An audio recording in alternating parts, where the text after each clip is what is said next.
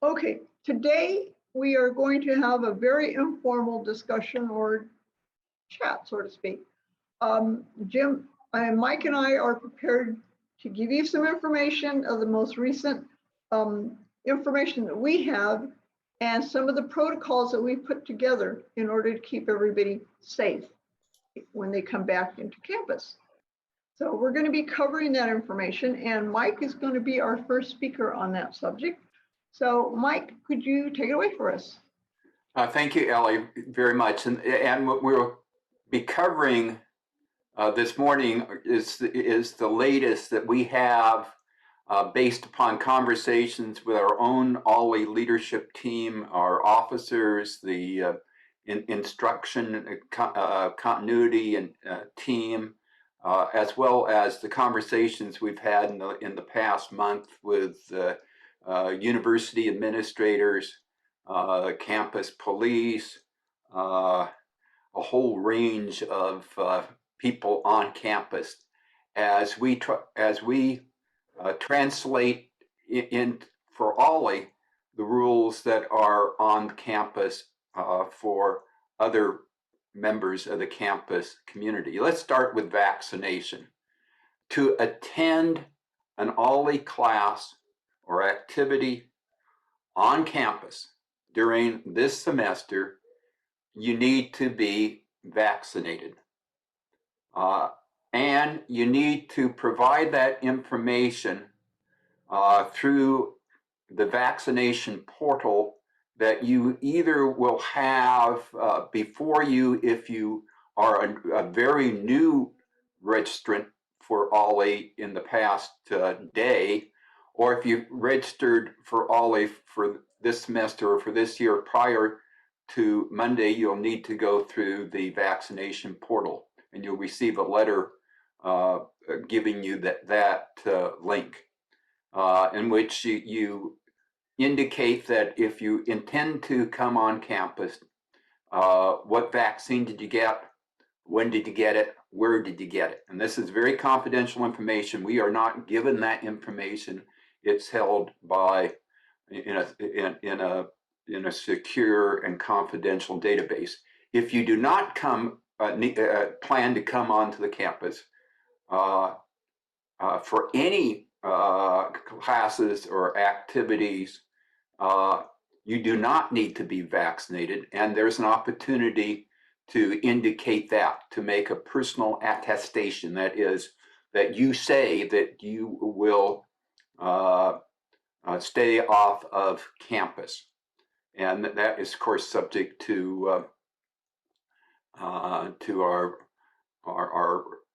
formal processes for ensuring that members abide by rules that can include counseling and actually revocation of membership. So the rule, you need to be vaccinated to come on campus.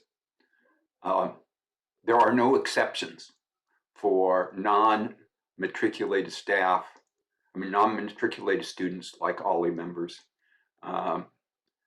So that's a general standard. However, you do not need to be vaccinated. That is, you can remain unvaccinated if you do not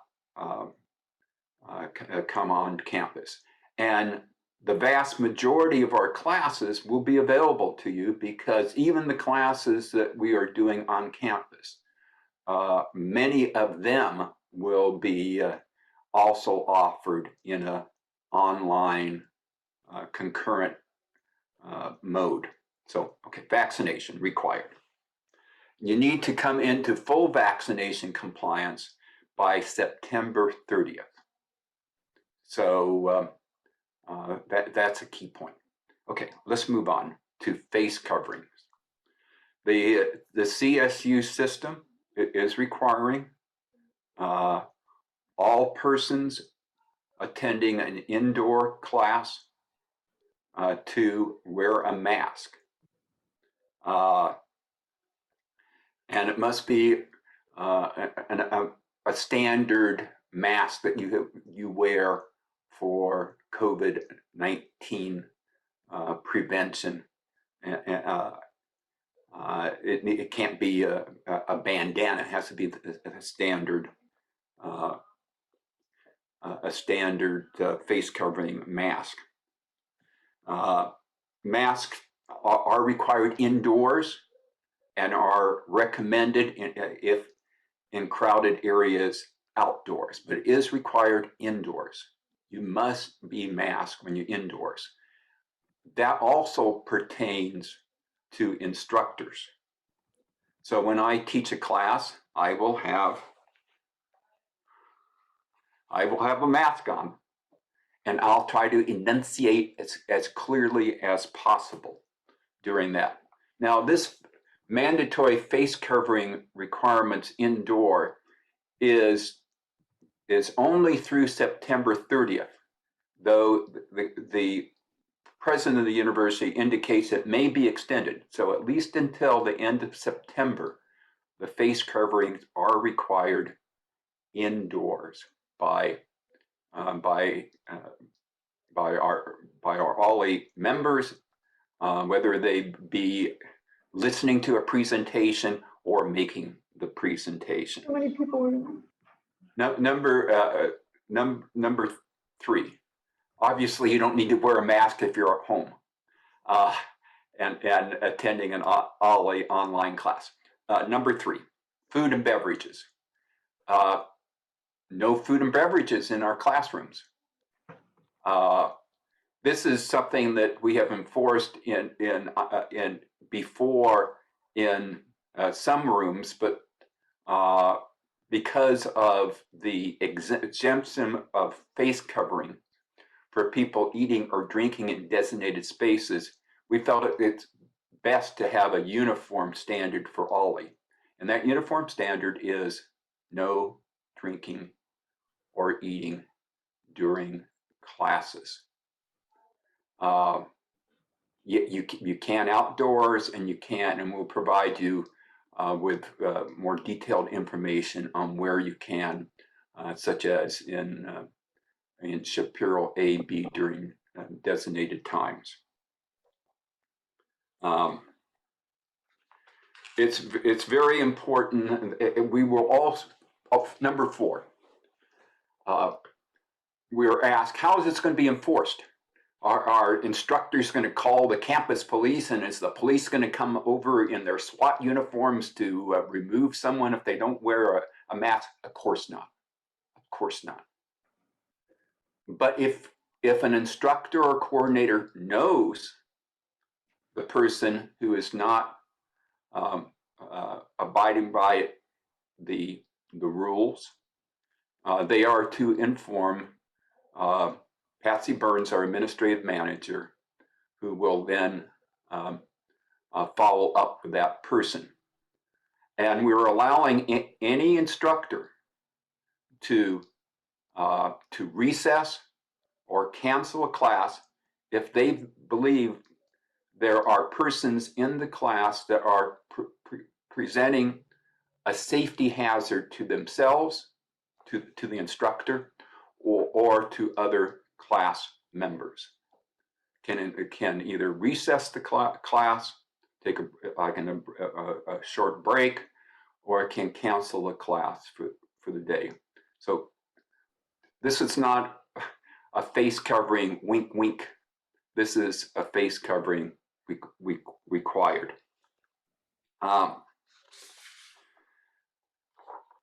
Let me just stop there.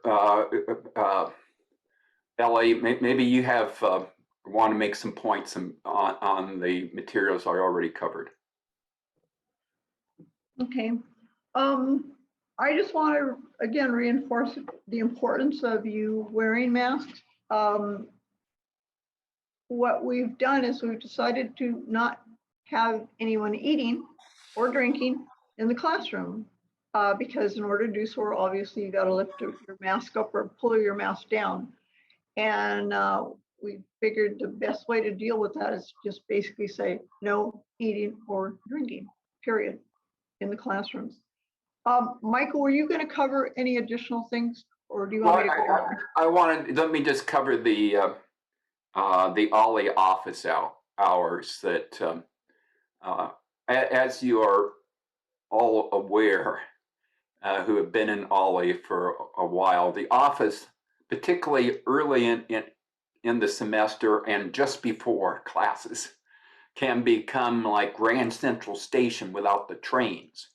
And consequently, that a crowded situation can present unique challenges during a period of pandemic, even with vaccinated people, even with people wearing masks.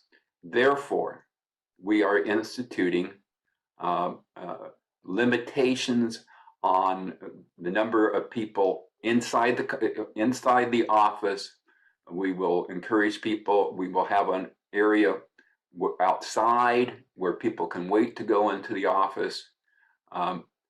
Instructors who, like myself, who sometimes wait until the last minute and want to copy something off, are going to be encouraged. Nope, no. You need to kind of get it in or submit it in advance. Those procedures are being set forth to the individual instructors. During the first part of the semester, particularly during the first week, the membership committee will have an information booth, an information table outside of the office to assist members in getting their questions answered or services that can be provided in that outdoor setting. So, and we'll be very explicit. We'll have a handout in all of this, but because things keep coming together, you know, as the university is learning from their own experience, they've been up and operating with their 42,000 students for the past week. We are learning, and we will have a very detailed handout for all of you that we'll send to you and we'll have on our website so that you can access them with the details. But we wanted today to give you the broad brush. Ellie? I'm going to ask everybody at this point, if you have a question or anything regarding the recording of your vaccinations, could you please hold off putting anything in the chat at this point, because it's becoming so long and cumbersome. We're going to have a hard time sorting through it to get the questions that need to be answered. So remember, we are going to cover the vaccination reporting system at the end of this session, because not everybody's going to, you know, some people have been successful, other people haven't, and we figured that belongs to an animal of its own color, so to speak. Okay, the one thing that you need to know is they are going to be having you line up outside the door of the office. And the reason for that is we don't want more than 2 people in that office at any given time, non-personnel folks. And the purpose of that is to keep people from congregating up close, to allow the office to be able to handle your questions and stuff more quickly and more efficiently. So we're going to ask you to please help the office, so to speak. Okay. We're going to ask you not to socialize within the office area also. You go in, you go out. It's going to be crazy busy. We really can't afford to have people in there and disrupting the course of business. And we really apologize for that, but it is going to be it already is busy in there. So let's put it to you that way. Okay, we are going to have an OLLI trolley. In fact, we're going to have a brand new OLLI trolley. We got a beautiful new trolley, and that will go into effect the day we come back on campus. That is going to be picking up the people over at the trolley stop that's over by the Arboretum, between the Arboretum and the baseball fields. So utilize it, because we only are allowed to park in either J or A and G parking lots. We're not allowed to use the, the parking structures that are just south of us over here, the brand new ones. But we don't feel so slighted because our student housing students can't use it either. So they didn't just keep us out of it, they kept a lot of other people out of it. And part of that is campus housing students too. So be aware that there will be a trolley. The schedules will always be either posted on the door or up on the website. Or if you are diligent at looking at your news bites, which I really, really encourage, that information will be available on one of the three types of newsletters that they send out. I'm going to tell you that I cannot tell you how important it is for you to read your newsletters, because that's going to be our way of communicating all kinds of information that needs to go out immediately to you. Okay, and so we can't be mailing out, 1,000 letters, to inform you of one simple thing. So we're asking you to please check your newsletters. If you're not getting your newsletters, you need to let us know, okay? Because we have no idea whether or not you are receiving them. So if you find yourself not receiving them or hearing from us in any way, please make sure you contact the office or contact the membership info people. Okay. So let's go talk now about coffee. Unfortunately, because of the way situations are, many of our classes aren't going to be on campus. A lot of them have said, I'd rather do it off-site because I feel safer that way. So there's some classes that will be here. Unfortunately, there are not going to be enough classes on campus to basically share the duties of coffee making. Therefore, we're going to be asking everybody, if you want coffee, what you will need to do is to make it yourself, and then you clean up after yourself. We do not have enough volunteers to go around to cover everybody. However, Ari and our wonderful Ari Pache, by the way, he's going to volunteer his whole day, both Monday and Friday, to keep you fresh and coffee. So if anybody is inclined to help him out on the other days, please contact him, call the office and say, hey, I'd like to volunteer to be a coffee maker. And they'll put you in contact with him. He'll be our guy. If we find that it is difficult and people are not keeping the kitchen clean and they're not cleaning up after, then we're going to end up closing the coffee brewing altogether. And that will mean you'll have to go either across the street to the marketplace or go over to Public Library and get coffee over there at their Starbucks. But we do not have the personnel or the volunteer levels to be able to keep that going on a regular basis. So thank you for that. Please use we provided patio tables out there in the patio area now. There's 3 nice little tables and chairs out there. And of course, we have the courtyard where you can come out and be able to freely take your mask off if you want to, and drink and eat your lunch or coffee, whatever it is that you are partaking of. Those are the areas that you're allowed to basically take your mask off. Okay, the other thing is just like before, when you went into a classroom, you need to assign the attendance sheets at all times. Please, we need that information. So we welcome your participation in doing so. Hi there. I had a Zoom dropout, so that I had to re-go in. Isn't Zoom great? No, I think you covered a lot of this, and I think the key points have been made, and I think the details will be in the handouts we have done. Here's the thing: we're back on campus. We wanted to get back on campus. We're back on campus. We're back on campus under restrictions that are designed to protect us, protect our population that goes from the early 50s to 100 years of age, during a time of a great pandemic, that we can come back and we can come back and deemed to be safe if we follow these restrictions. We can enjoy OLLI, enjoy the classes. It will be challenging, particularly through September 30th.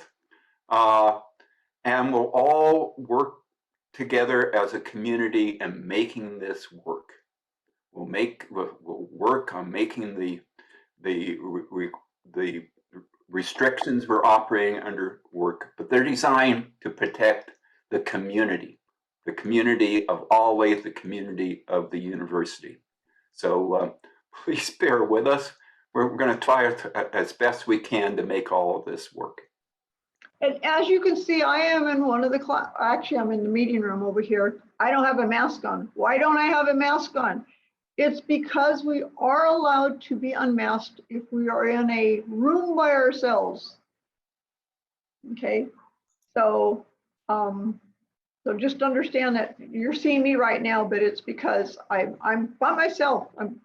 Don't have anybody in here with me, so I am allowed to be without my mask. Also know that we will have rooms available for you to use during the time that you're on campus. Oops, excuse me. There are some people that, brought up the subject of the fact that they're going to come on campus for one class, but they want to Zoom another class that follows on top of that class. So we're going to basically design an information thing that we will send out to you all that will tell you, excuse me, what rooms and what times the rooms are available for you to enter into. And you can use your laptop or your iPhone or your whatever mobile device you're using. You can bring it in there. You bring earbuds, okay? Because if you don't bring earbuds, you're going to disturb everybody else around you. But we will make space available for you to do that while you're on campus. The office hours, someone asked, is going to be between 8:30 and 4 p.m.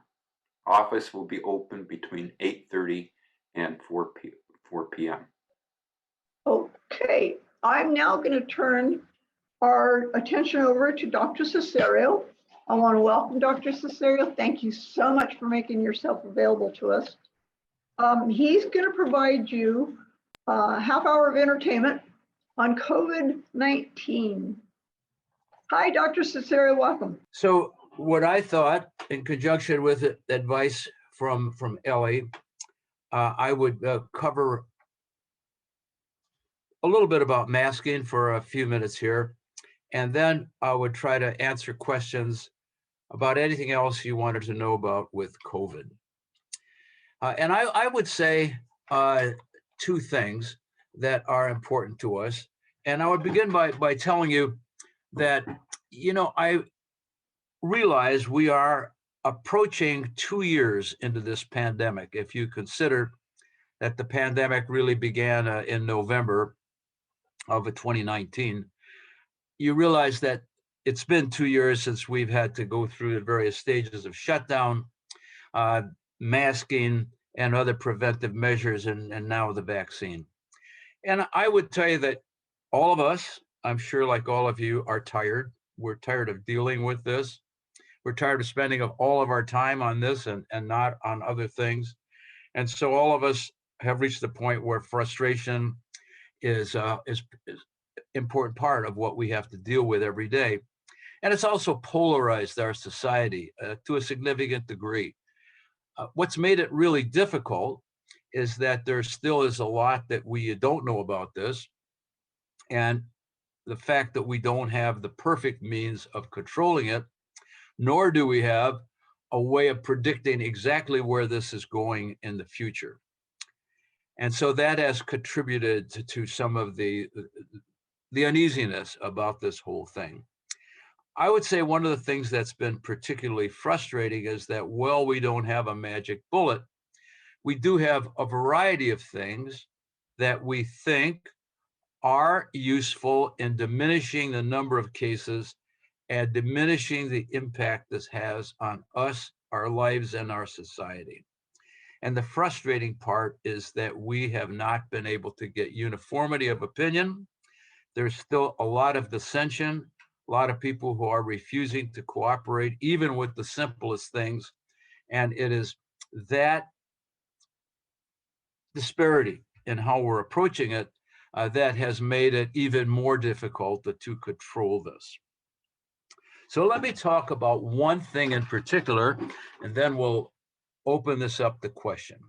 And that is the issue of masking, since it's going to be important to you. And I begin by giving you a reference.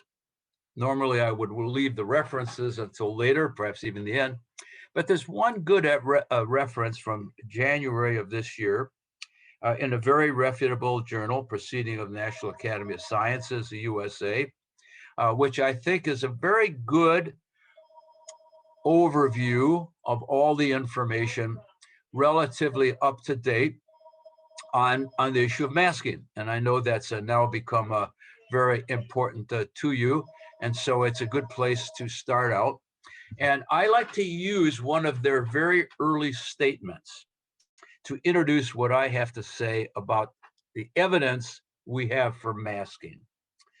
And that is a statement from the early 1900s, a Chinese investigator who was able to control an epidemic of plague that was at that time ongoing in Manchuria. And he mentions from that, as you can see from the statement, that a milestone in the control of this was utilizing the known epidemiologic principles of that day of controlling diseases, and in particularly the use of cloth masks. And he points out how important it was, but he goes out to emphasize that, in fact, this is not anything new, that it's been since the 14th century that people have realized during respiratory epidemics, pandemics, that the use of face coverings have been intuitively useful in trying to reduce the number of cases. So it's not a new process, it's not a new discovery. And I would go to tell you that it's been since the 1920s that in surgery, we have systematically insisted on the use of masks. So we've been using masks for 100 years. They've been used for a very good reason, and that is they work, period. Okay, so do we have information? Nobody is ever going to do a double blind study on masks versus no masks, because it's not possible to do it. But we begin by saying, what is the mechanism by which diseases like COVID are spread?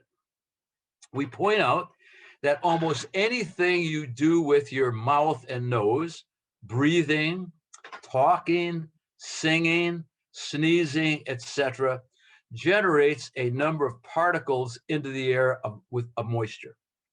It's not that the agents, in this case viruses, are out there by themselves. They typically travel in these little moisture particles. Now, the particles may evaporate if they're very small, leaving the viruses there. But typically, it's these particles that contain anywhere from a few, 100 or so, to 1,000 or more virus particles that are inhaled into the respiratory tract that allow the organism to initiate the process of infection. These particles of fluid come in a whole variety of sizes. Some very large, they're measured in microns. Bigger than 5 microns are very large particles, tend to fall within a foot or two or maximum 3 feet. So infectivity can be reduced by distance. Others, very small ones, particularly dry, can go for larger distances, 6 or more feet. The other thing that we know about is the rate and distance to which these particles are propelled is dependent upon how loud you're talking, how loud you're singing, sneezing, etc. All of these influence the rate at which these particles go out, and therefore the infectivity of a person the ability of a person who is infectious to infect other people.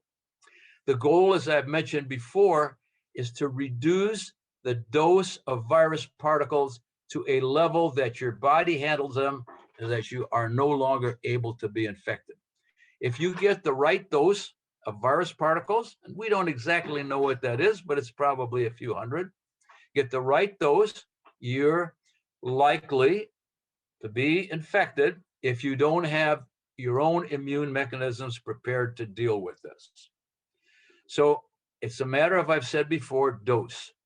Our whole idea is to minimize the dose that you receive to prevent you from getting infected. This is a slide that's enhanced by light that shows you when a person is sneezing, how many of these particles are expelled in the air. And you know this because all you have to do is put your hand in front of your face when you sneeze or cough, and you'll feel some of that moisture being deposited. Those are the large virus particles. Okay. So we know that if that's fact, that these particles contain the virus, our idea is how can we prevent those particles from entering our respiratory tract? And the obvious way is we can maintain a distance from these patients, the infected person. The farther you are away, the less likely you are to get an adequate dose of the virus, inhale enough of these virus particles to infect you. So distance becomes important. But the other thing that we recognize is there are things outside of distance that can help you. Being outside is one. We know that sunlight, wind, all these other environmental factors can reduce the chance that you'll get an infected dose. But we also recognize that covering your face with the appropriate face mask that covers your nose, that's sealed, will help to reduce the chance that you will get the right dose. But what's even more critical is that the person who is spreading the virus is wearing the mask themselves. It's probably up to 3 to 4 times more important for the person who is spreading the virus to wear the mask than is the person who is receiving the virus to wear the mask. But it helps both ways, okay? Are there studies to show this? Yes, there are. They're not the perfect study. We will probably never have a perfect studies, but we do have a lot of indirect evidence that they work. The first study actually done with people was done in China, where an investigator was able to find, by the name of, that's the first reference, Wang, found about 175 families that had an infected person in them, and he wanted to know what happens to those living around them. And so he went to each of those families and asked who wore masks, who didn't wear masks, who got infected, who didn't get infected. And he was able to show that in those masks where he had data, I think it turned out to be about 125, that the families that wore masks had a lesser attack rate, fewer people getting infected. And so he said that the use of masks in that family setting was about 79% effective in reducing the chance a person was going to get infected. The other kinds of studies that we have actually done in people were done in certain circumstances. One in Boston, in a healthcare agency by a different Wang, X and Y, you can see, was done in a healthcare setting where the Massachusetts healthcare systems looked at what happened before they had mask use and right after they had mask use. And what it showed is that cases were going up, up, up, and the day they started using masks, they started to go down, down, down. And so that's the second study that you have there. There have been similar studies in slightly different settings. The third reference is by Liu and Weiby. And what they did is they began to look at the same kind of statistics we just talked about in the healthcare setting in the 15 states that mandated masks. And so they showed the very same thing, that in those states where there's a mask mandate or was a mask mandate, it included also DC as the 16th entity, cases were going up, up, up. And when they used the mask, they began to decline. So those were two sets of data, a little different. Now, another thing that we have done, and not me, but the research community, has been to try to find ways of figuring out where the epidemic is going and what we can do to alter it. And so the statisticians have gotten into this area and begin to produce modeling studies. And we do this for a variety of different diseases, but they work particularly well for infections and particularly for diseases like COVID. So they get all the data that they have, figure out what the curve is as to how this is going up, and what interventions that we know of might change the shape of that curve. And there are at least 3 studies, and I've given 2 of them here, that have shown that when you institute masks into that setting, you change the shape of that curve and it goes downward. So the modeling studies have been important. Several others have gone back and said what I call the reverse modeling study. Instead of looking forward, they said, well, let's take the data that we have and let's look back. So let's look at countries where they have used masks and where they haven't used masks. So Loeffler actually went back and got data available from 200 countries that report data like we do in the US, and looked at what happened when they started wearing masks. And it shows that in those cases, when they started wearing masks, they showed that curve began to decrease. And in fact, this is what that curve looked like. And you can see the curve at the bottom in those countries where they used the mask, the curve at the top where they didn't use the mask. So you can see from the data here that countries that implemented masking had a pretty dramatic effect on the course of that epidemic. And similarly, there was a study done actually in New York, data collected from New York, Italy, and China, and went back and did the same kind of analysis and suggested that the use of masks was responsible literally for saving the lives of several thousand patients. So look, from all of this data, like we had pretty good evidence that use of masks began to stem the tide here. So in medicine, one of the other things that we do is we do studies called meta-analysis. And a meta-analysis is you go back and collect all the studies that other people have done that are relative to the question that you are trying to answer. And you collect all of their data and you reanalyze it as a pool, instead of saying this person had 15 cases, this person had 20 cases, this person had 50 cases. You put it all together and say, okay, now we have 90 cases. And you look at it that way. And that's what Derek Chu did in a very important journal called the British journal called The Lancet. He went back and collected, I think, 172 studies from 16 countries that had 25,000 patients. And from that pooled data, he showed the same thing, that the use of masks could and would significantly alter the course, the number of cases, the number of new cases would dramatically go down from this pooled data. So those are the data we have actually based upon people. But there are other things that we have done, and I've listed a couple of studies that I call the mechanical studies. This is a little different from actual studies in people.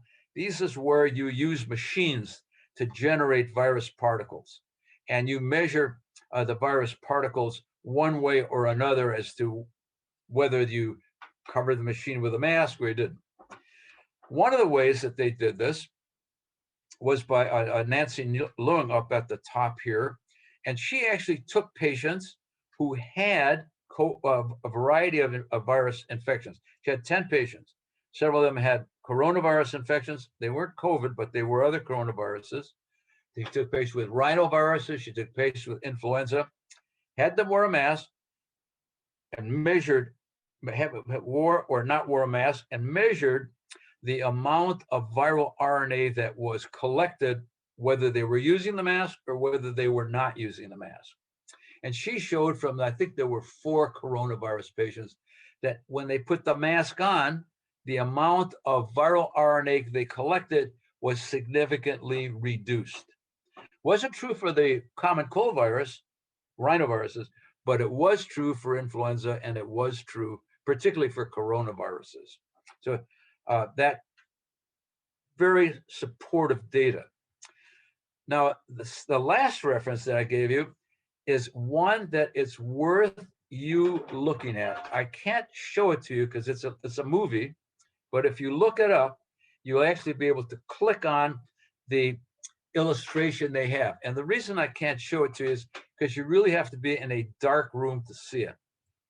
But what he shows you is he has a way of using lasers to identify those particles that are coming out of a person's respiratory tract when they talk. And he shows you, you can see these brilliant particles, little flashes of light. They look like stars falling out of the sky as the person is talking. And then he has them put on a mask. And you can see that the particles coming out essentially go down to almost zero. So you can see the dramatic effect of wearing a mask and those particles diminishing just by the presence of a mask. And if you want to do something that's kind of fun, take a look at that reference. You can see the DOI there, which gives you an idea where to find it. So we put all this together and we say, we don't have the kind of perfect study that we would like to say masks work, but you put all of this information together, plus a handful of other studies that I haven't shown you because I just didn't have time. And you come to the conclusion that there is compelling data that these masks actually work. Yes, it does depend somewhat on the kind of mask that you wear, but almost all of the commercially available masks are able to offer this degree of protection. The more specialized masks, so what we call N95, are a little better than ordinary surgical masks, but both of them will work when they are worn and used and appropriately sealed so you don't excrete a lot of particles around the mask. So we are comfortable advising people to wear a mask, and frankly, very disappointed when we go out to places, centers, shopping centers, wherever, to see the number of people actually wearing a mask is reduced almost to zero. Outside, I'm less concerned, but you get in a room, a closed room with poor ventilation, that is where the risks start going up, and that is where everybody should be wearing a mask. Now I'm going to stop and I will answer questions about anything you want in regard to this disease. Okay, Jim Monroe will be asking you the questions from the chat right now. So. Okay, so first up on the question is, would Dr. Cesario, would you recommend a booster for someone who is 6.5 months out from full vaccination and about to travel across country? And the answer is yes, I would. And I can go on recommending the data. And I'm going to tell you right now, it is a little controversial. There is reasonably good data to show that antibody levels begin to decline actually about 3 months after you've gotten the vaccine, but probably reach significantly reduced levels by somewhere about the 8th month. So then you say, well, if you're going to go earlier, why would you do that? And I think that that little boost for somebody who's likely to be in a situation where they cannot carefully control their environment would help to reduce the risk further that they're going to get infected. So what is that risk? If you have a vaccine, what is the risk that you actually are going to get infected? And what is the risk that you're really going to get sick? And that's based upon the number of people we have who've been vaccinated so far.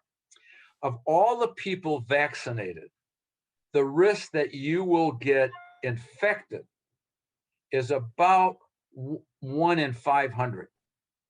So the risks, once you've been vaccinated, currently are fairly low. Now, as we go in the future and people go over longer periods without getting a boost, that number likely will go down. But it's about 1 in 500 who've been vaccinated have experienced a new COVID and a new SARS virus infection. But we also know that of all the people who have gotten vaccinated with the COVID, the chance that you will get a serious illness is much less. How do we know that? Well, right now in the US population, roughly about half of the population have gotten full immunization. About 2/3 or 3/5, so we're 60 to 65%, have gotten at least one shot. So if we say 2/3 of the people have gotten some immunity, 1/3 of the people have not. Those 2/3 that have gotten some immunity are about somewhere between 1 and 5% of people in the hospital. The 1/3 have not gotten it are 95% of the people in the hospital with COVID. Among the deaths, if you take the people who are vaccinated, the 2/3 that gotten some vaccine, they have 1% of the deaths. The 1/3 that haven't gotten vaccinated have 99% of the deaths. So you can see the effectiveness and why my feeling is I err on the side of saying get that third dose. Dr. Cesario, are the vaccine makers considering adding the Delta variant to future boosters? Yes, the manufacturers will be and are planning on modifying the boosters as we go into the futures, but that has not been done yet. And the booster that you would get now, particularly the booster with the patients who are immunosuppressed, is basically a third dose of the same thing you've got in the past. So how effective are the eyes at resisting infection? How effective are the eyes? I don't think anybody would give you an exact statement, but in the various studies that have been done, and I think probably 2 or 3, where eye protection was used, there was a sense that adding eye protection helped reduce the risk of infection. When receiving your booster of Moderna or Pfizer, does the 14-day period before full coverage apply as in the first and second dose? Does the 14-day period apply? And the answer to that, in my opinion, is no, because once you've been immunized, you get an accelerated response to the vaccine. Probably something closer to 7, maybe at most 10 days. You'll get the boost will become apparent. How about KN95 masks? Do they offer any different or better coverage? Yes, the 95 means that it stops 95% of the particles 5 microns or greater. And if they are sealed properly, they are better from the average masks. And the K are supposed to introduce something that's maybe a little more glamorous, but it's the 95 to me that's important. And the 95 masks are better. Do you have any statistics on what the reinfection rate is for someone who has had COVID within the last year? What is the reinfection rate for people who have had COVID? No, I don't know exactly what that is. We think that if the vaccine gives you a little better immunity, but I would think it's probably close to about the same number as the vaccine, which is about 1 in 500. It may be a Is little there- less than that, but close. Is there any nasal spray that provides protection?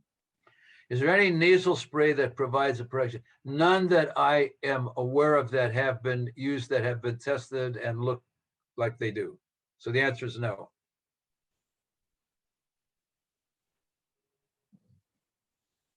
So the mask references, at least in Cal State, do not distinguish between vaccinated and unvaccinated populations. Are there any such studies? I'm not aware of any studies that have been done differentiating masking versus not masking in regard to the vaccine.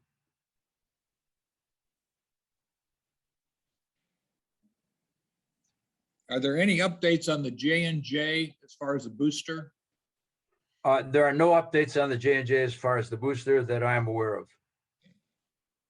I have heard reference to that being a possibility, and I've heard reference that they are working and thinking on it, but I haven't actually seen the go ahead. And for that matter, right now, the only people who are supposed to be getting the booster are the immunosuppressed who do not respond adequately to the vaccine as it is given now. But all the rest of us likely are going to get the go ahead to get that third dose shortly. How do you feel about the risks of airplane travel? I think the risk of airplane travel is actually lower than I would have thought. On the airplane, the risk is very, very low. There are cases that have been spread on the airplane, but the fact of the matter is the number of cases actually spread on the airplane has been very, very low. It's something like 15 out of 15 million. So it's a very, very low number that have gotten infected on the planes themselves. The problem with travel is what you have to do in the airport, getting on the plane, all those circumstances where you're milling around people in close contact. On the planes, the flight attendants have been scrupulous in demanding the use of masks, and where possible, depending upon the airlines, keeping people seated somewhat apart. So on the plane itself, it's been low.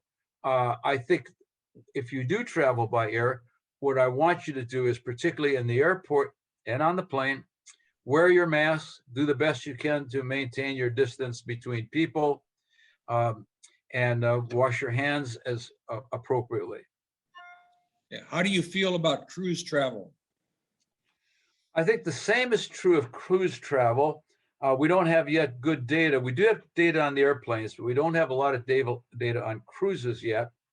What I think is going to happen, and I think this is really theoretical, but I think the cruise lines are going to be so particular, because if they get an outbreak on a cruise ship, it's going to be on the front page of every newspaper in the world.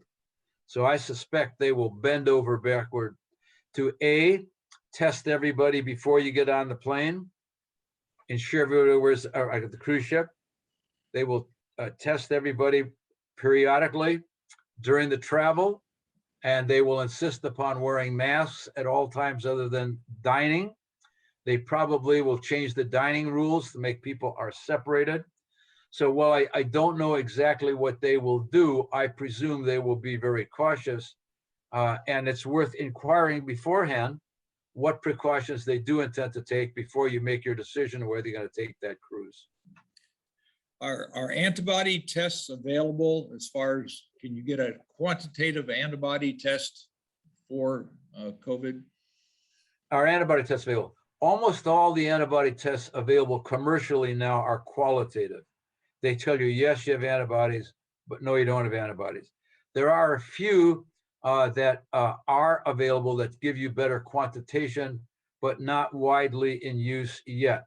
The places where doing most of it are still research laboratories, but it is possible to do that.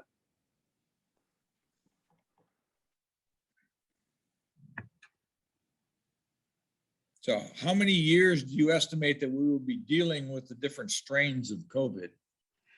You know, my honest feeling is that we will be dealing with this in one form or another for the rest of our lives.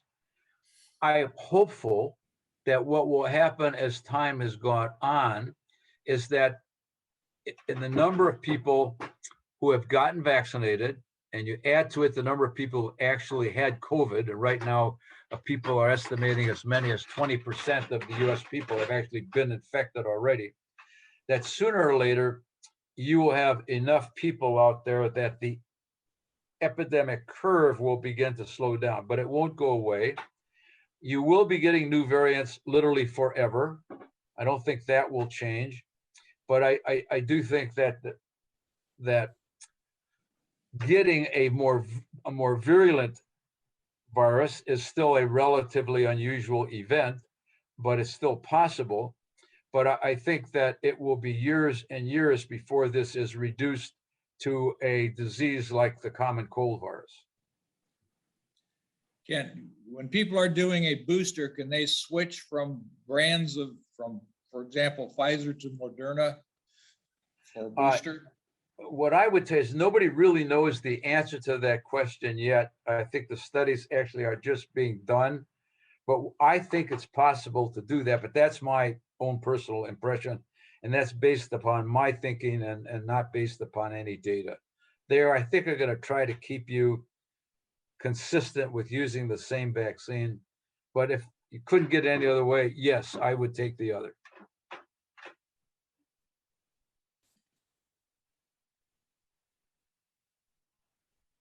Is it safe to get a COVID booster and the flu shot at the same time? Can you get both shots at the same time? I think if they're giving in different arms, it should be.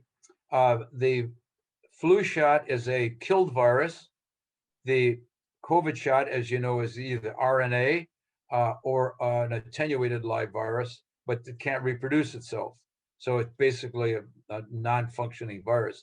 So yes, we do give, the pediatric doses, we give multiple viruses at the same time. The measles, mumps, and rubella is the best example of that. So I don't know of any study that says you can do that, but I can't say the reason why you can't.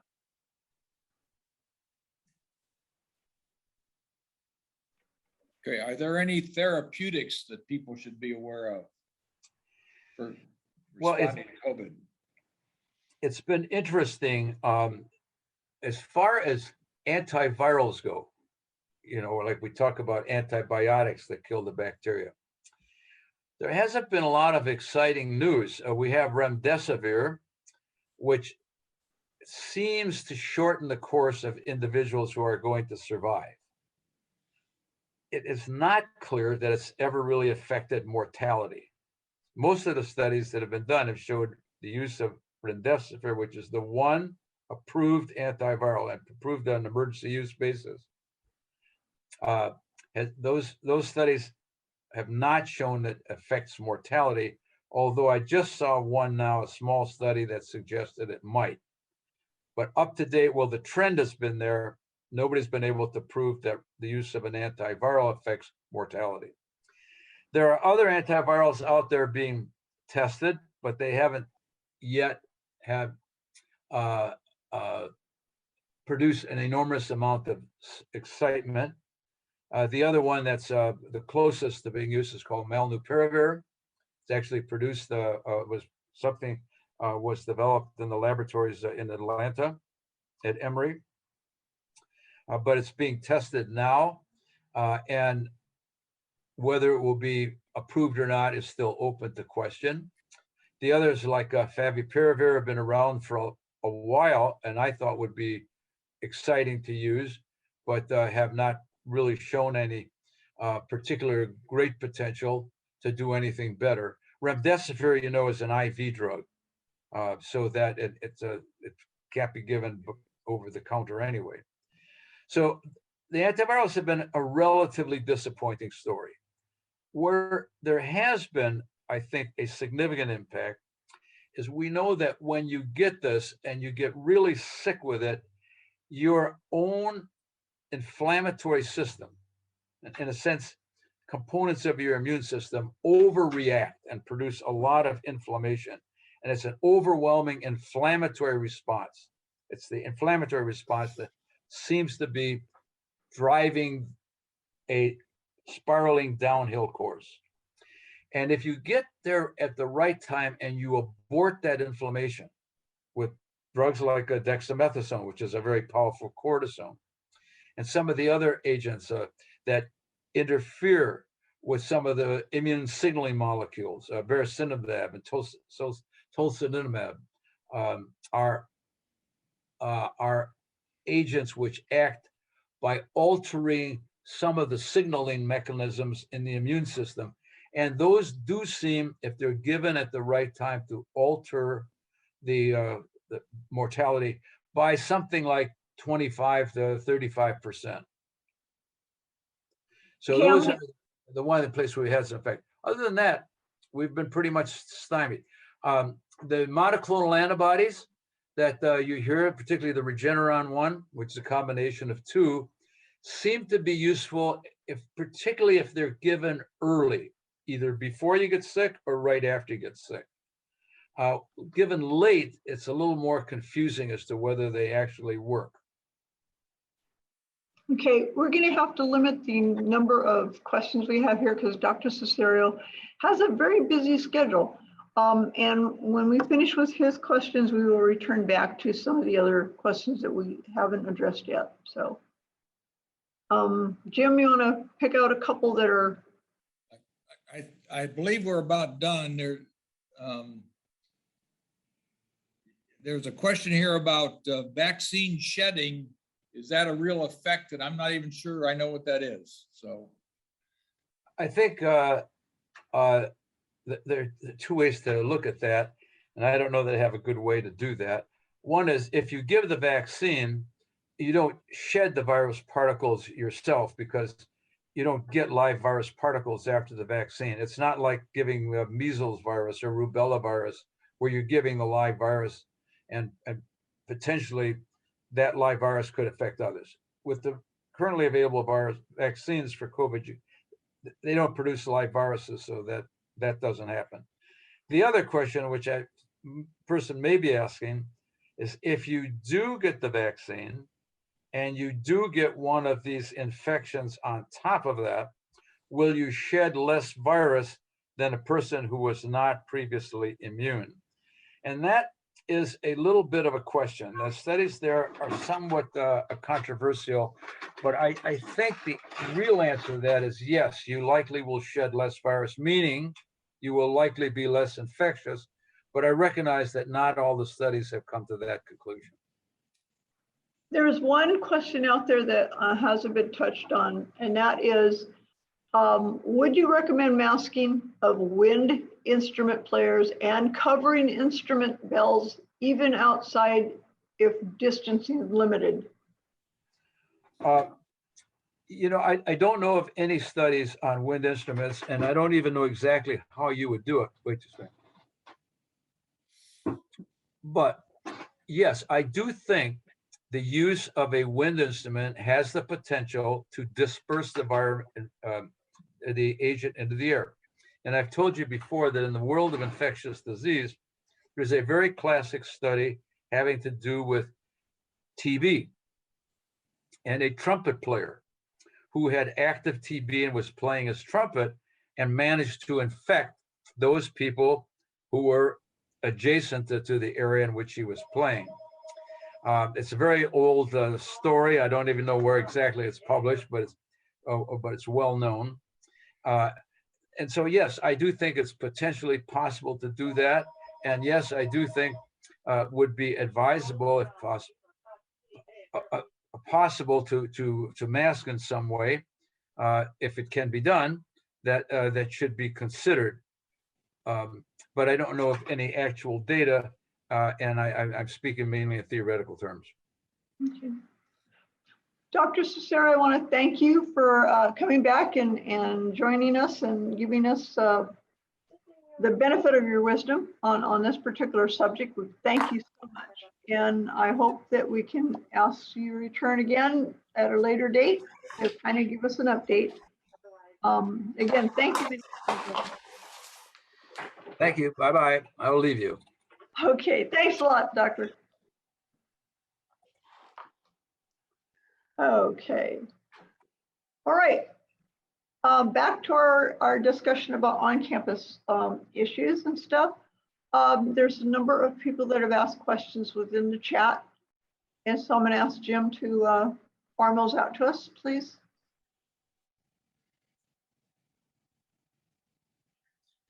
There's quite a number of questions on attendance. So you want to give some guidelines on attendance?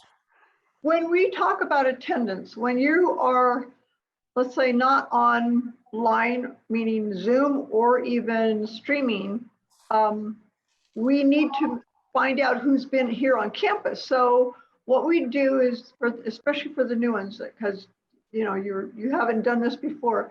When you attend class, there will be on a podium or a stand. There will be an attendance log that we ask that you just sign in, and it's merely just putting your name into it.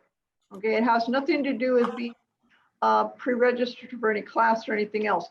It's our way of verifying that people are attending, and also justifying our existence on campus. Because if we have a class that is very, very low in attendance, we need to know that. Because that's how we assign class space when we put together the schedule. So it's very important that we have that information. Okay. So there's a question, Ellie, are you going to try to collect attendance on live streamed classes or just Zoom and in-person classes and just use the numbers for live stream? We're going to have to use the numbers in live stream, I believe, right? Jim, you can answer that question because you're the tech. There's no easy way to collect anything but total numbers in the live stream. So that's what we were planning on doing. Right. And on a Zoom, of course, we naturally will get an attendance report generated for us. So that's already done for us.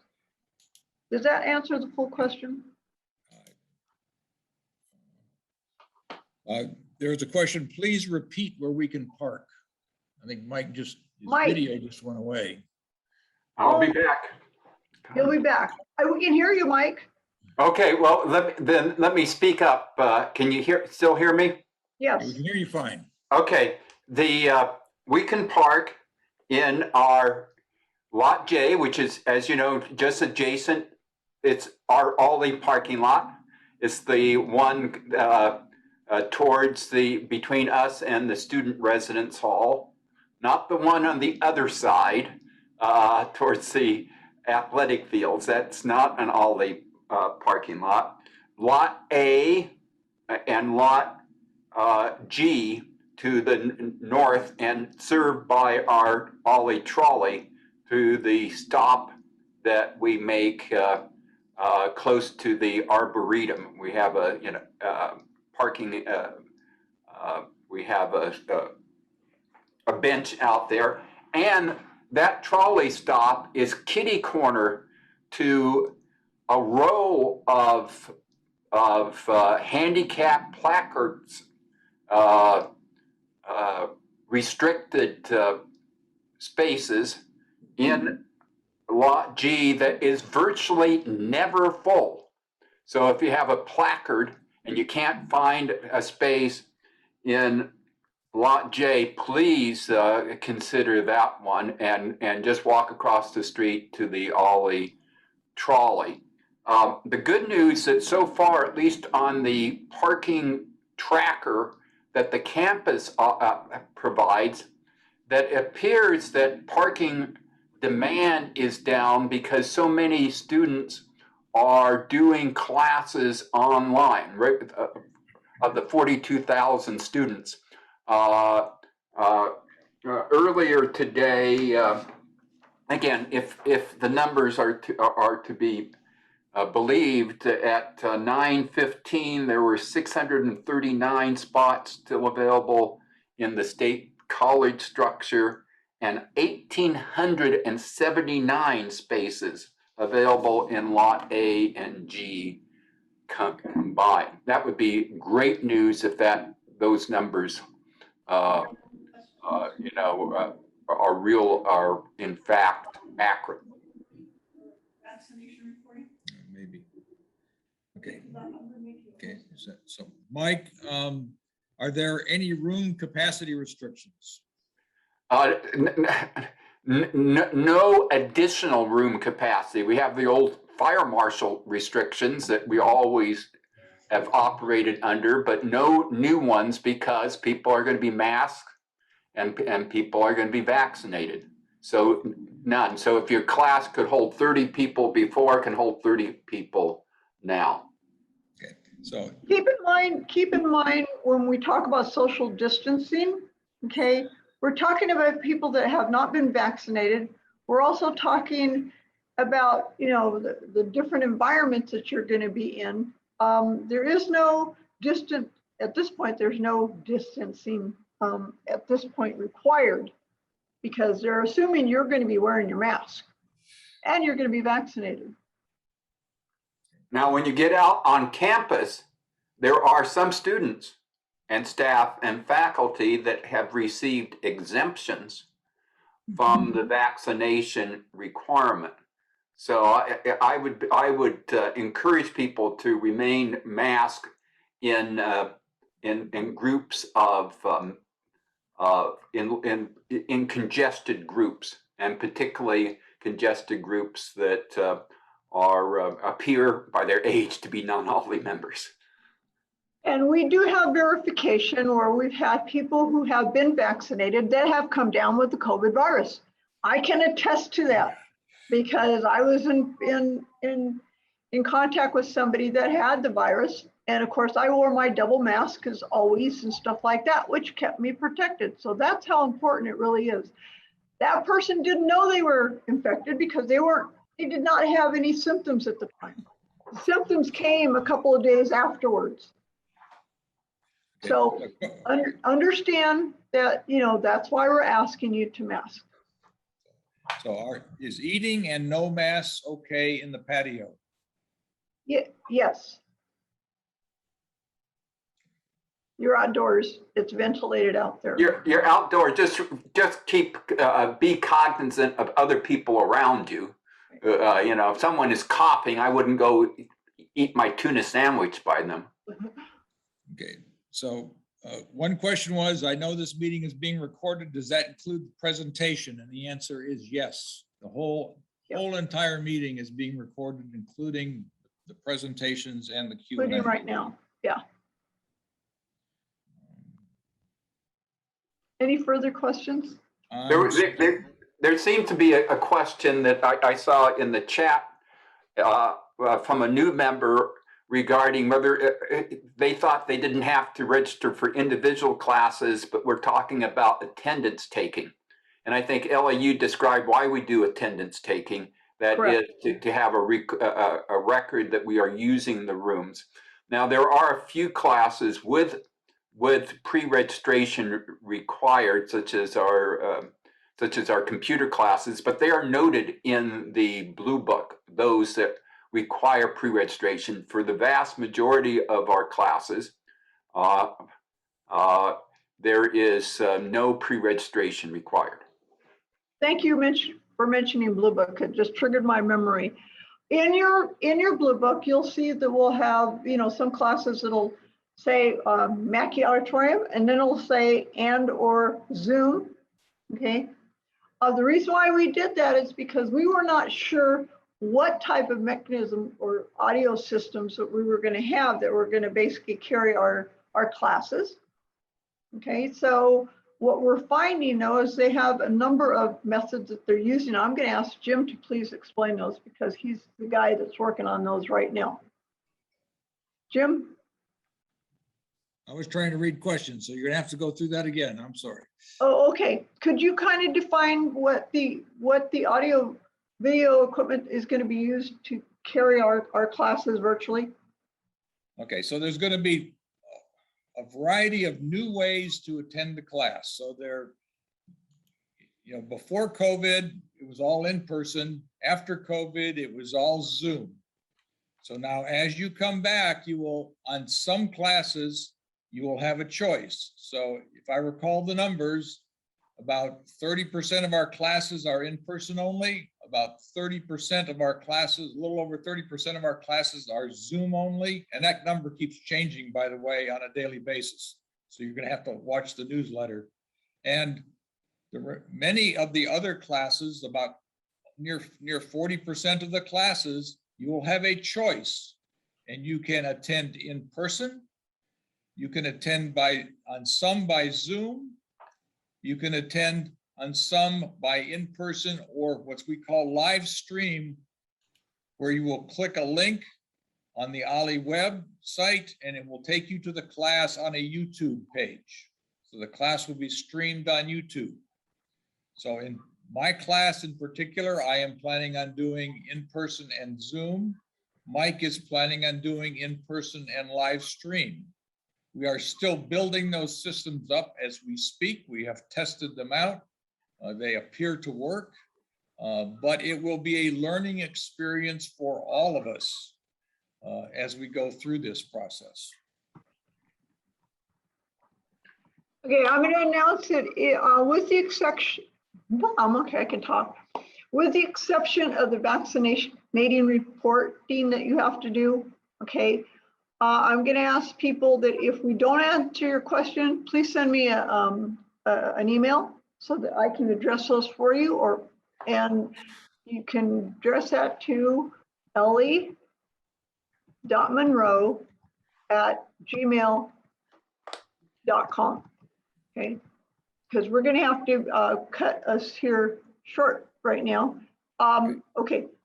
So there was a question on, are we prevented from parking in the Nutwood parking structure? Yes. Yes. We are not allowed. Okay. Yeah, we're not allowed to park over there right now, just so you know. Okay, if you have a question for me, I put my email into the chat, and go ahead and send that to me, and I will either answer it or I will have the appropriate person answer that for you. There's a question, is it possible to mail the list Zoom class links? Okay, the links and everything will be sent out by this weekend for your classes that you want to attend. Okay, they don't send them out until the Friday prior, the Friday before classes actually are being held. So those links will be available. Be sure, again, I'm going to tell you guys, be sure you're on the list to receive all the news bites. If you're not sure that you're getting, that you're on the list, go ahead and send me an email and I will have somebody check that out for you, okay? But again, that's going to be the only method we're going to have to be able to, you know, get you information right away. Okay. Or get you. There's a question from Dennis on, and been a couple of questions on contact tracing. Neither the university nor OLLI are responsible for contact tracing. No. Contact tracing is a function of the Orange County Department of Health. So if you are diagnosed with COVID, Orange County is the responsible agency. The university will help with that, but it is the Orange County Department of Health that has overall contact tracing responsibility, but the university will be playing a part in that, but it's primarily Orange County's, or if you happen to be in LA County, they will be doing that, but it is, the university supports that, but is not overall responsible for that because the contacts go well beyond the university. Let me make one more statement to that, and I hope that Patsy's listening.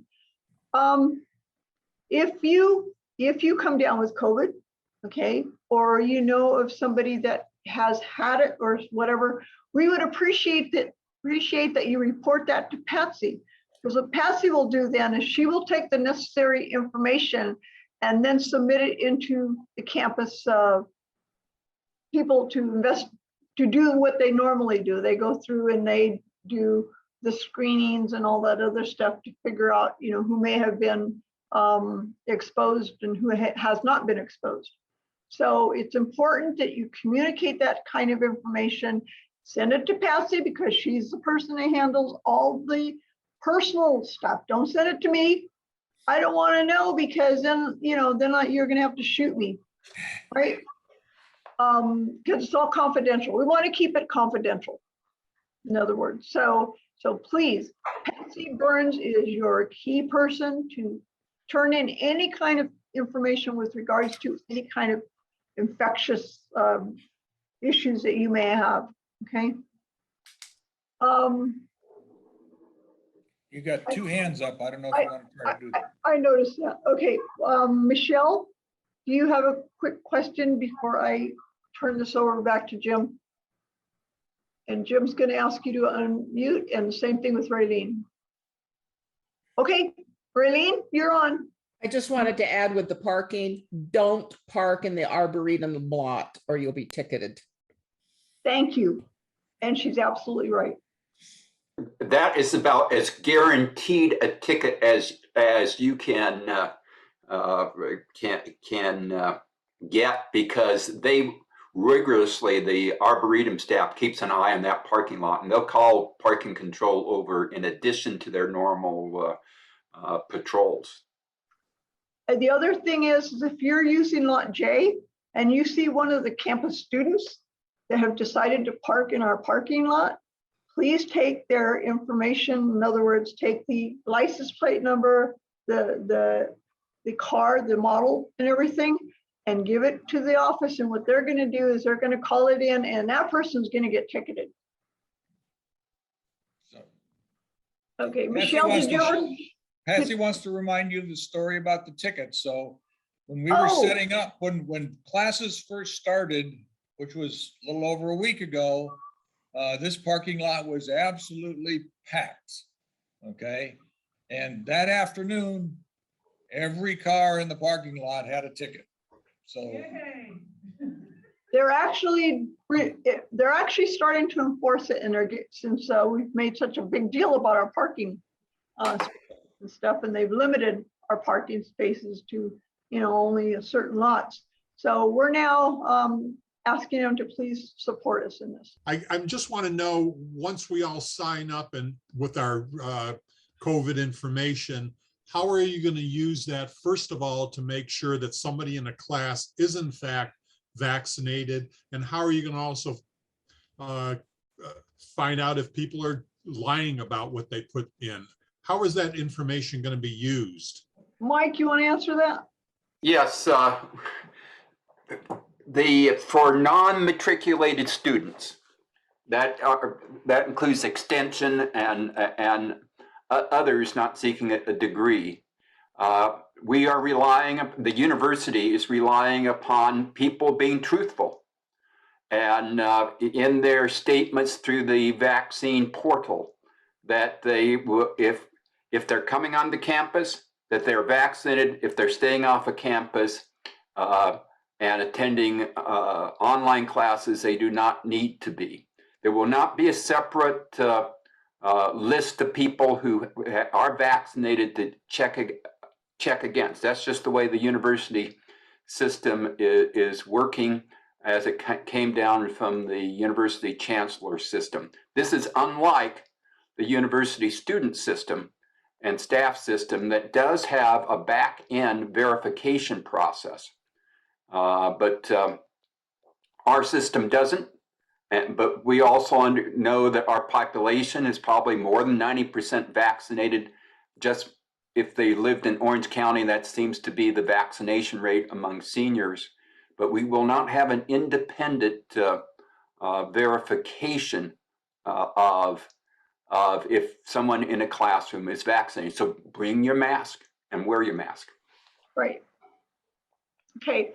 I'm going to turn the meeting now over to Jim Monroe. Those of you that have questions with regards to using the vaccination reporting system, please stay on, and he's going to cover that for you. Okay. So I'm going to turn this meeting now over to Jim, and let's see, where are you? There you are. I'm going to make him the host so that when I get out of here, we don't lose you. There he goes. Okay. It still shows Okay, you as so- co-host. Wait a minute, hang on, it's still showing you as co-host, hang on. make a host. It's not changing, my friend. Oh, I know why, because I have to hit this thing. Okay, I'm sorry. So, Okay, so. good. the- Bye, everybody. Okay, so as you know, the vaccinations attestation system went live for OLLI on Monday. And as usual, there are problems with it. There's always problems with any new system.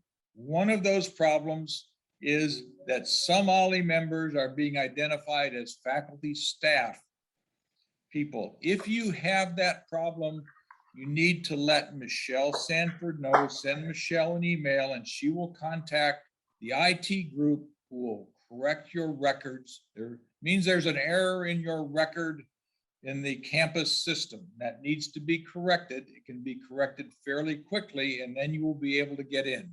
So if you are getting the message that says, you are faculty, staff, and you are not, then you need to send an email to Michelle Sanford in the office and she will get that corrected through going through the IT group to correct that.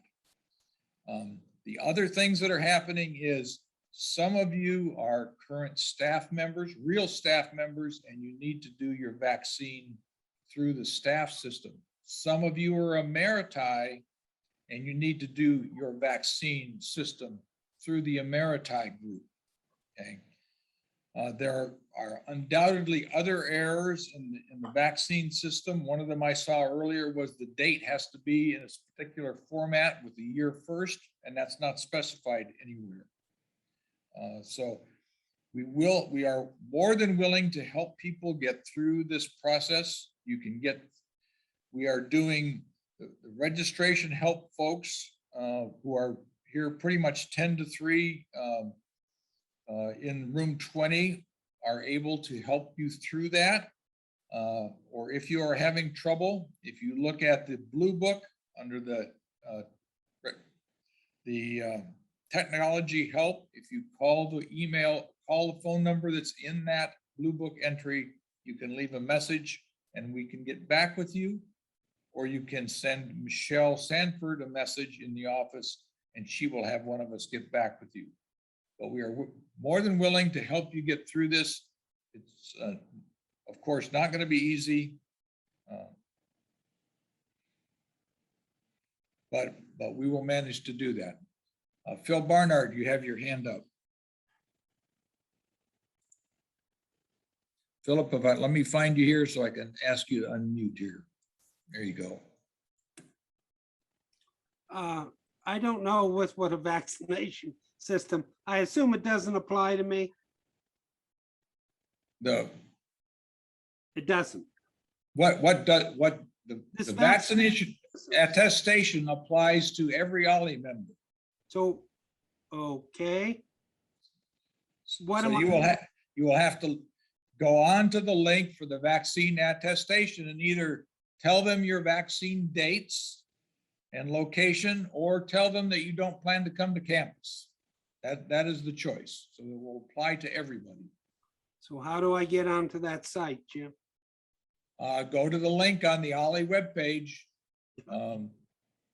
The easiest way is to try to log into the OLLI portal, the OLLI membership portal, and it will bring that up for you. I'll be talking to you later. Thank you. I'm sure you will. Patty. Hang on, Patty, while I try to find you. There we go. Okay. I'm trying, there we go. Okay, theoretically I'm there. I'm new to teaching classes, and so my classification is a volunteer, not a faculty and staff. Is that correct? That's correct. All OLLI members are, I won't say all OLLI members, unless you are otherwise paid faculty and staff at the university. We are all classified as a student classification, a non-matriculating student population. Okay, I haven't tried the portal yet, so I don't know. I was gonna let other people start. Well, other people have been starting, so that's a smart move, I think. Yeah. Thank you, Jim, very much. Thank you for all you've done. Okay, Irene? What is Michelle Sanford's email address? Good question. Let me look real quick here.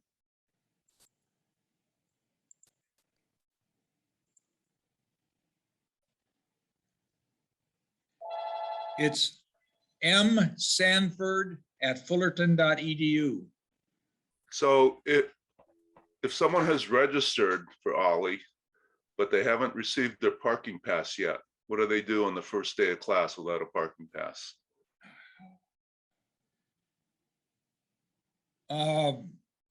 My suggestion is, again, you call Michelle. Did you just register, David? So I actually have my parking pass, but people in the strings class said they say they have registered, but they don't have their parking pass yet.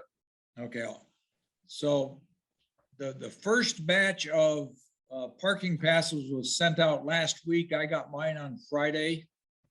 So they, I think they've sent out a batch since then that people should get now. If they are registering or have registered since that time, they need to stop by the office because there won't be enough time for them to get it.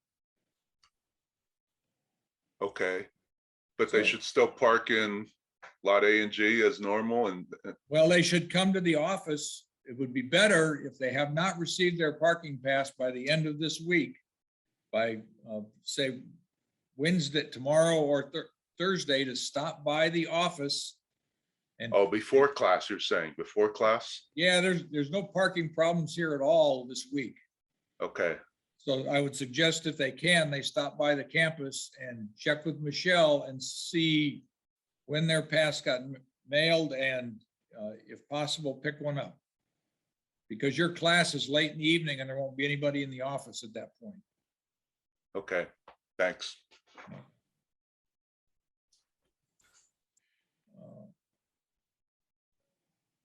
Mike Stover, you have your hand up.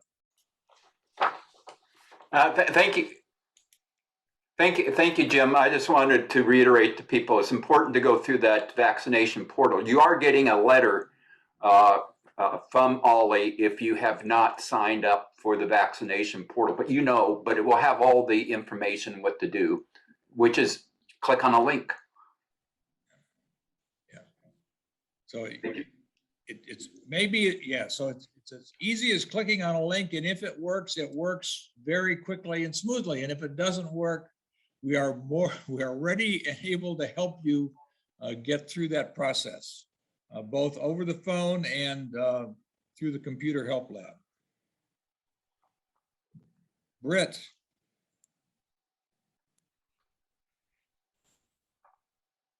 Hi, can you hear me? Yes. Hi, I'm unable to get into the Cal State Fullerton portal, so I don't even know whether the Duo thing has worked. So I can't go in and do any kind of vaccination attestation. What do you suggest I do? Are you able to come to campus during the registration help time? Tell me when that is. 10 to 3 for the next 3 days, today and the next 2 days. Okay, so 10 o'clock to 3 o'clock in room 20. okay. If I can't, what are my other options?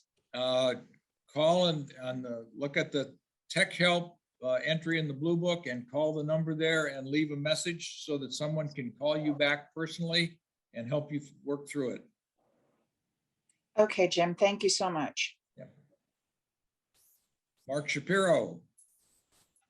I just wanted to mention that for people who have an association with campus outside of OLLI, such as an emeritus faculty or staff member or a volunteer on campus and a few other classifications, there's a separate app that you have to use to upload your vaccine information. Your best bet in that situation is to call the help desk and they will give you the app that applies to your classification. And it's probably similar to the app for OLLI members, but it has a few slightly different check boxes that you have to check. You know, for example, if you're a campus volunteer, you check volunteer. If you're an emeritus faculty or staff, you check that. So if you find that you can't get into the OLLI app, which is basically the app for students, call the help desk and they will give you the link to the app for your particular classification. Yeah. Thank you, Mark. Yeah, that is important to be aware of, is that the app we're talking about is just for OLLI members. And it also, I believe, applies to people who are taking extension courses, paid extension courses. But all the other classifications on campus use different apps. The emeriti use a particular set, a different app, and then the faculty, staff uses an app, and the students use an app.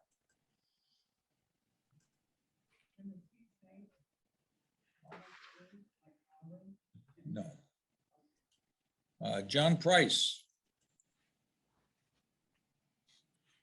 Hello, I have a question. Outside presenters, how do we handle their requirements?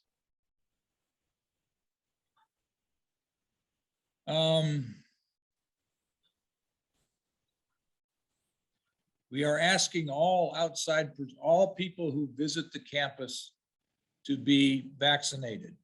The university does not have a means of, other than asking them to do that, of managing or monitoring that. Okay, so we have to go on their word then that they Yes. are vaccinated. Right. Okay, how about parking for presenters? Parking for presenters is as usual. If they are presenting on campus, you stop in the office and pick up a guest parking pass to give them. Okay, very good. One day parking pass. Great, thank you. That's, I think, the same as usual. Michelle, you had a question?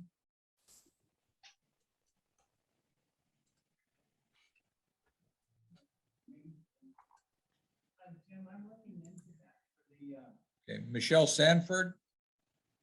There's two Michelles with their hands up.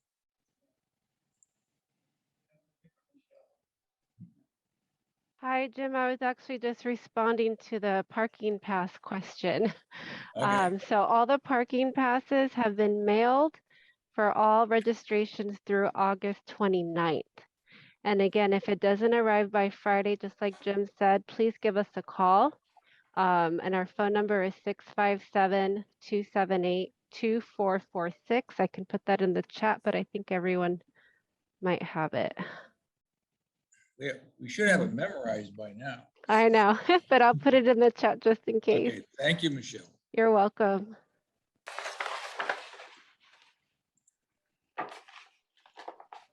Carol Colasar.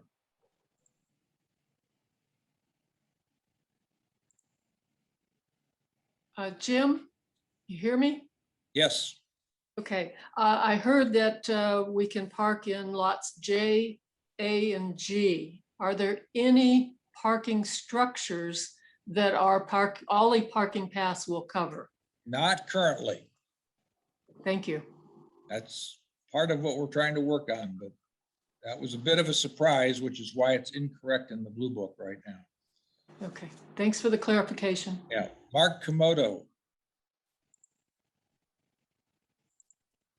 Now, the question I have is that if I can't get access to the login address, can I use my photograph of the vaccine card?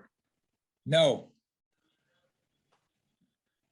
There's nobody here to monitor or do anything with your vaccine card photo. It's a self-attestation process through the website. So I need to talk to someone from tech support if I can't get the access working. Right. Yep. And so Thank you. the student help desk is available to help you. So if you are just having technical problems getting onto the website, they can help you there. Their number is 657-278-8888. That's the tech help number, but OLLI also has folks who can help you work through it. Can you, is that 657-278? Yes. Thank you. 8888 is the student help genius desk. Marion Brockett. Okay, I'm one of those that's getting faculty staff. If I go through and it's all arranged through OLLI, does that mean I have to also go through as a volunteer on my support groups that are outside of OLLI?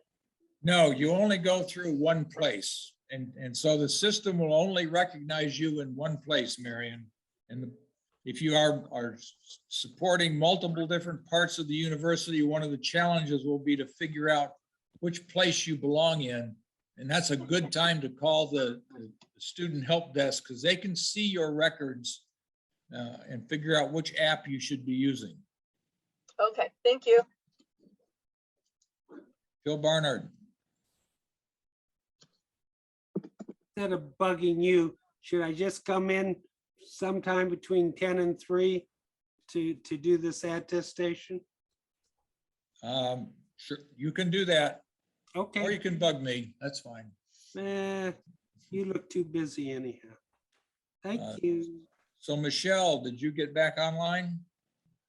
Okay, I think that is all the questions we had. Again, if you have questions, if you need help, you can use for technology questions, including getting access to the vaccine attestation form, login, duo questions. You can use the student help desk at 657-278-8888. You can also come in during the registration help time, and they will help you with that as well. That's in room 20. I believe it is 10 to 3 for today and the next 2 days. I'm not sure if they're open on Friday or not. I can't remember. I believe there is a schedule of that in the newsletters. So first you were saying that, I'm getting sent to that says your faculty and staff, and then it says log out. We can't, you don't belong here. Is what I get when I try it, when I go to that. Right. Week. And then first you said we go to Michelle and she would get that fixed. She would get that changed. Then the second thing I heard was you can go to the student help desk and they will set you up with an app that will work. Well, if it is incorrect for you, okay, and for you, I believe that is incorrect, Michelle will have to go to IT to get that changed. I'm not sure the help desk can do that change. They can help you get on the right app for you. I'm not sure they can. So it would be better to go through Michelle and get the thing fixed. That would be my vote, but. Okay, thank you. You bet. If there are no other questions, I'm going to conclude this meeting and go set up for a hybrid system. So we'll have something. So. Thank you, Jim. Thank you, Jim. Okay. Thank you all for attending today. We really appreciate your time and effort. Take care.